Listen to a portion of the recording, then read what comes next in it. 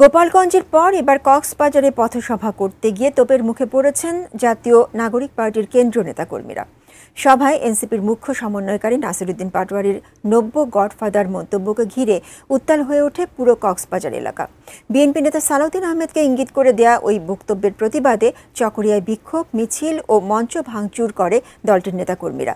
যদিও দলীয়ভাবে এ বিষয়ে এখনও কিছু জানায়নি দল দুটি, তবে স্থানীয় নেতাদের মধ্যে ব্যাপক উত্তেজনা বিরাজ করছে।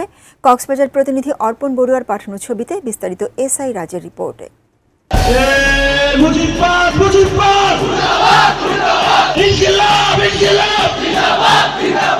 জুলাই পদযাত্রার অংশ হিসেবে ১৯ জুলাই কক্সবাজার পাবলিক লাইব্রেরির শহীদ দৌলত ময়দানে পথসভা করে জাতীয় নাগরিক পার্টি।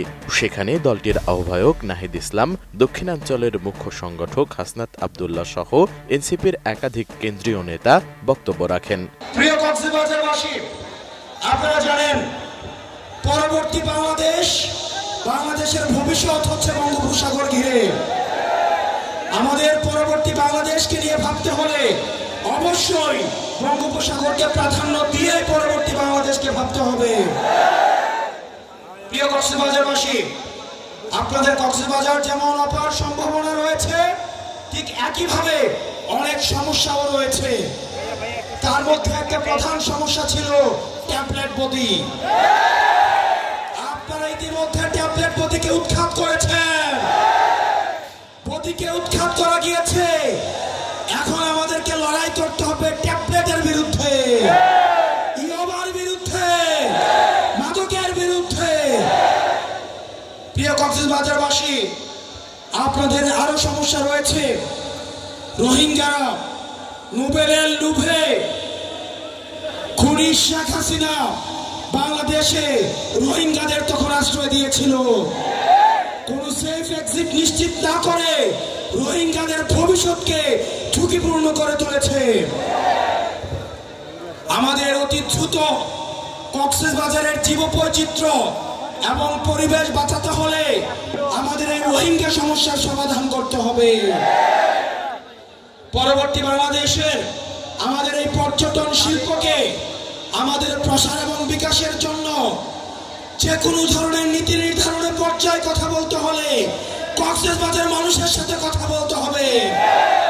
এখানের মৎস্যচাষীদের, লবণ চাষীদের যে ন্যায্য হিস্সা সেগুলোকে নিশ্চিত করতে হবে।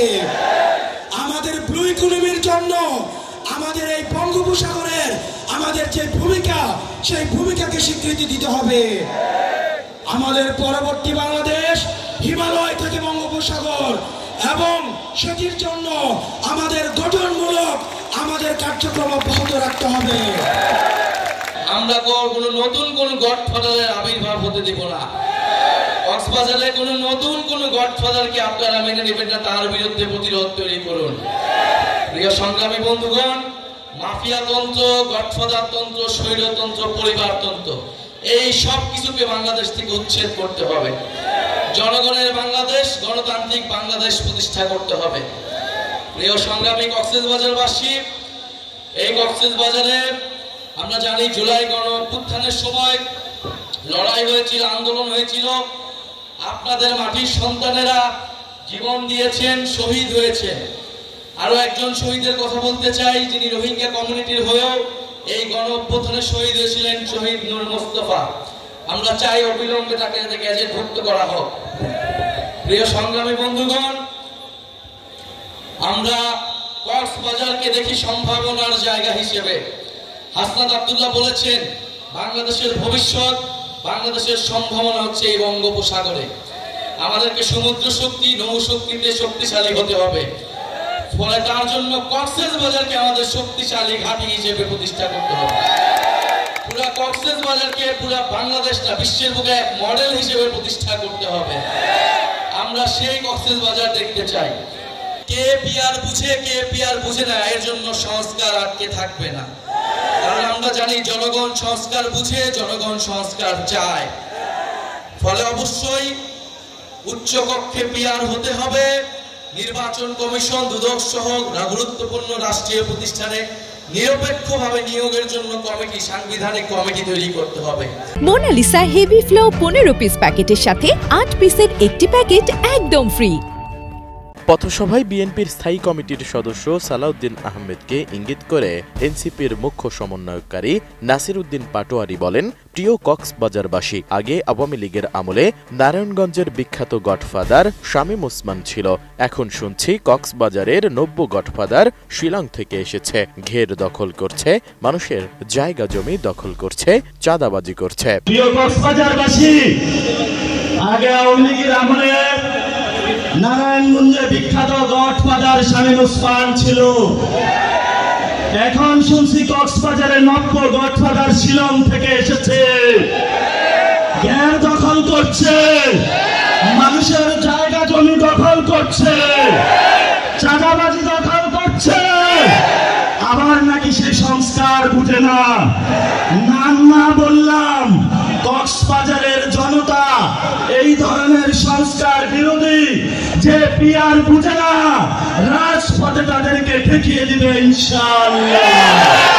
এদিকে নাসিরউদ্দিন পাটোয়ারির এমন বক্তব্যে মারাত্মক প্রতিক্রিয়া দেখা দেয় স্থানীয় বিএনপি, ছাত্রদল সহ অঙ্গ সংগঠনের নেতাকর্মীদের মধ্যে। এর প্রতিবাদে বিএনপির বিক্ষুব্ধ নেতাকর্মীরা পৌর শহরের সড়কে অবস্থান নেন এবং বিক্ষোভ করেন। এক পর্যায়ে শহরের জনতা শপিং সেন্টার চত্বরে করা এনসিপির পথসভা মঞ্চ ভেঙে দেন বিএনপি ও ছাত্রদলের নেতাকর্মীরা।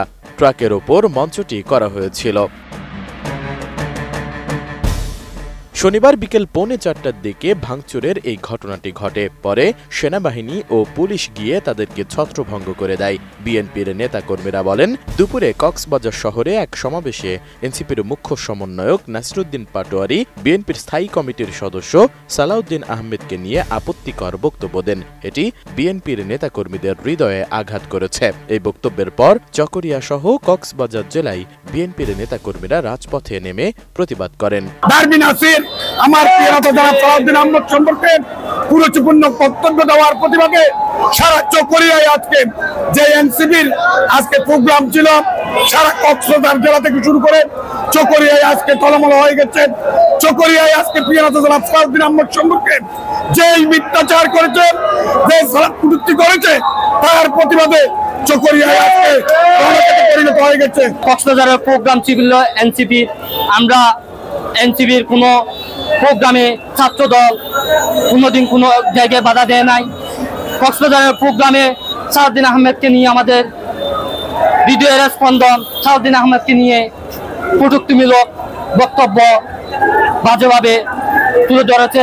এই নাসিরকে আমরা কঠিনভাবে জবাব দেওয়ার জন্য এখানে ছাত্র জনতা আর ছাত্রদল আমজনতা নিয়ে উপস্থিত হয়েছি। এদিন বিকেল 5টার দিকে চকরিয়ার পথসভায় বক্তব্য দেওয়ার কথা ছিল এনসিপির আহ্বায়ক নাহিদ ইসলাম সহ কেন্দ্রীয় নেতাদের, কিন্তু এমন পরিস্থিতির কারণে সেখানে না গিয়ে সরাসরি বান্দরবানের উদ্দেশ্যে কক্সবাজার ত্যাগ করেন তারা।